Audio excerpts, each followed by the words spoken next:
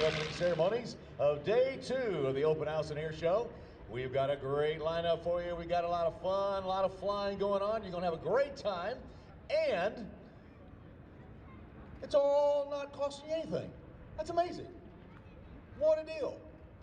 So we want you to have a lot of fun while you're out here today. We have aircraft on standing display on the far north end of the ramp. If you haven't made your way up here this direction yet, we've got the KC-10, we've got the AWACS, we've got the E-8, we've got the C-17, all on the far north end of the ramp area, available for tours. If you want to take a look at some of these aircraft on the inside, we have a number of other aircraft you can take a look at. But remember, please do not climb on board any aircraft unless you're given permission to do so.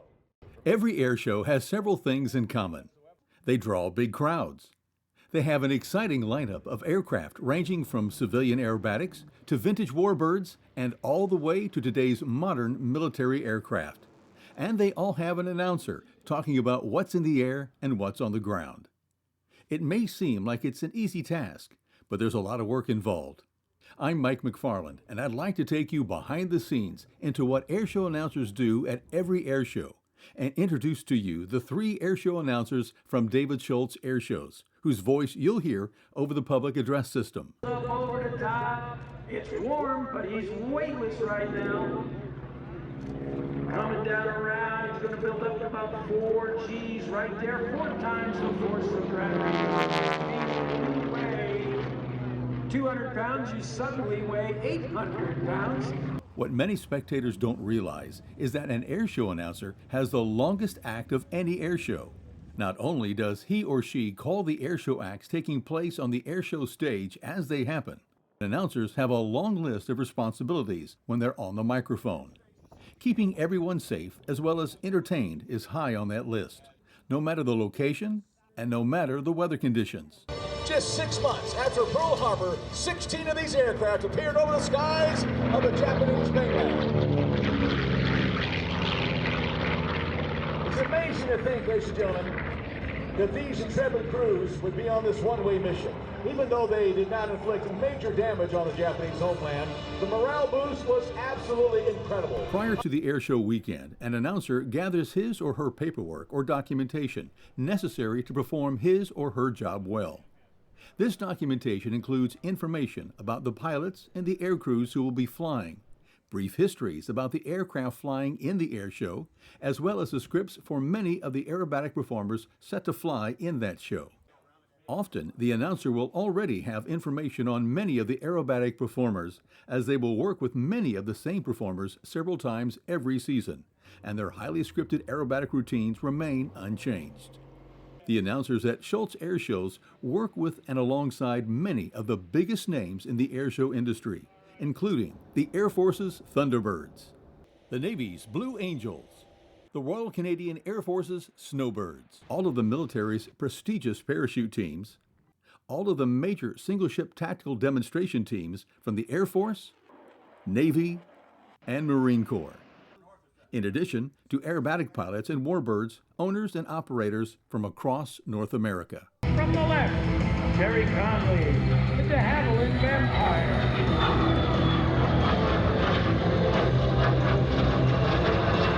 Terry was a land instructor designing experiments for engineering courses at 2 major universities. Once on site, the first thing an airshow announcer does each morning is to attend the pilot safety briefing. These briefings are held behind closed doors before any airshow operations take place and go over important details, such as the day's weather forecast, the rules of engagement for all of the performers, emergency procedures, the layout of the airshow's aerobatic box, the day's flying schedule, and much more.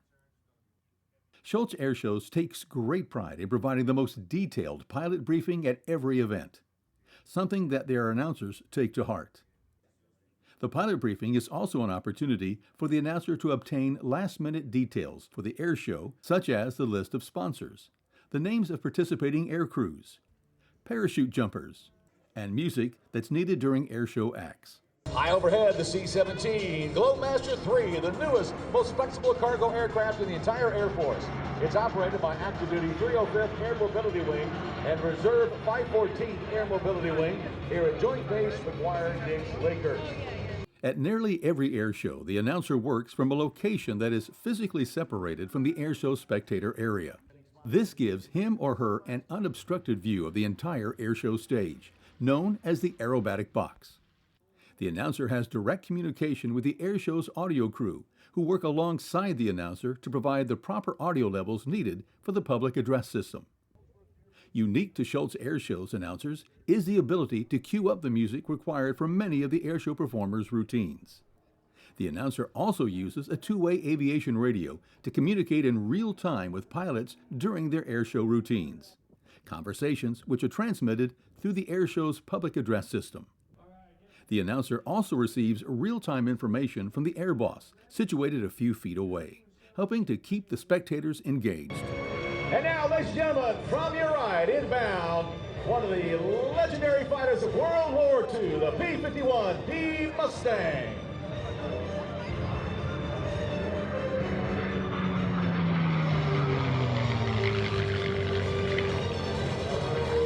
What an incredible sight to see, ladies and gentlemen. History in the skies over New Jersey.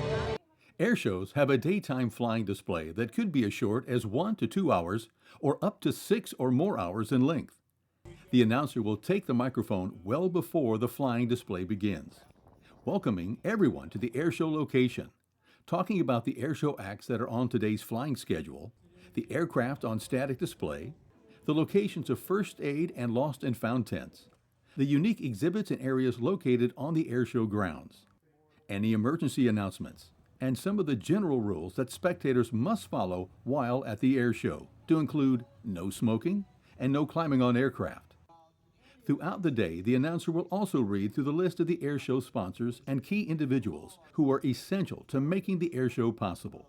Some airshows also take place at night, extending the announcer's time on the microphone from mid-morning until well after the sun has set. The Air Station is an 11-aircraft unit and has two 24/7 search and rescue ready crews.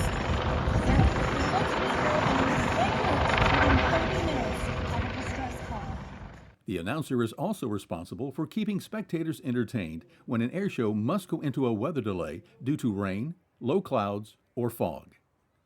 Since the safety of the pilots and spectators is at the forefront of every airshow, the announcer explains why flying can't take place and assures spectators that updates will be provided on the status of that day's flying activities, and that there are still many things to see and do on the ground.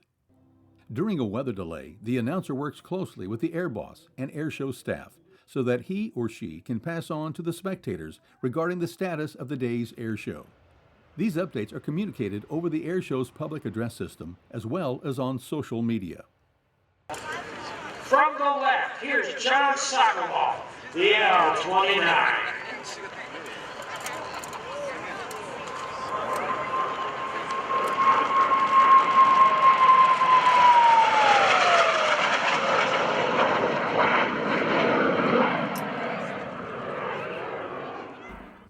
At David Schultz Airshows, there are 3 highly experienced airshow announcers who are ready to take the microphone and entertain spectators anywhere in the world. Let's meet them. Mike McFarland hails from Houston, Texas, and has over 30 years of airshow announcing experience. Mike has been with David Schultz Airshows for 20 years and has announced at some of the biggest airshows in North America, alongside the biggest names in the airshow industry. He's also been recognized for his work on television and radio with a local Telly Award. Mike is an accomplished private pilot and has also flown in many warbirds, such as the commemorative Air Force's B-25 Mitchell, known as Devil Dog. When he's not announcing air shows, Mike provides outstanding customer service at a major national retail chain. Eddie Luter, better known in the airshow industry as Fast Eddie, has been an airshow announcer for more than 30 years. In 1985, Eddie joined the Alpha Squadron, a professional radio-controlled model aircraft team outside of Philadelphia. He was their primary videographer, and as time passed, he added model aircraft pilot, narrator, and team manager to his resume. His voice can also be heard every July on EAA Radio during EAA's Air Adventure in Oshkosh, Wisconsin. He's the announcer for the daily airshow portion of the Mid-Atlantic Air Museum's annual World War II weekend. Eddie joined Schultz Airshows during the 2023 airshow season and made his Schultz Airshows debut at Camden Air Force Base. Eddie is a retired railroad electrician for a major Philadelphia area mass transit agency and resides in Chester County, Pennsylvania. Erin Hupp is a well-known airshow announcer, having announced air shows for over 10 years in the Midwest. She is an accomplished private pilot, having logged over 300 hours of flight time, including a tailwheel endorsement. Erin joined Schultz Airshows during the 2023 airshow season and made her Schultz Airshows debut at Joint Base McGuire-Dix, Lakehurst. She also holds a Class C skydiving license from the United States Parachute Association and is the general manager of a Kansas City area drop zone. Erin resides in Kansas City, Missouri, with her husband, who is also an accomplished private pilot and skydiver. The C5M Super Galaxy is the heavyweight champion of the world.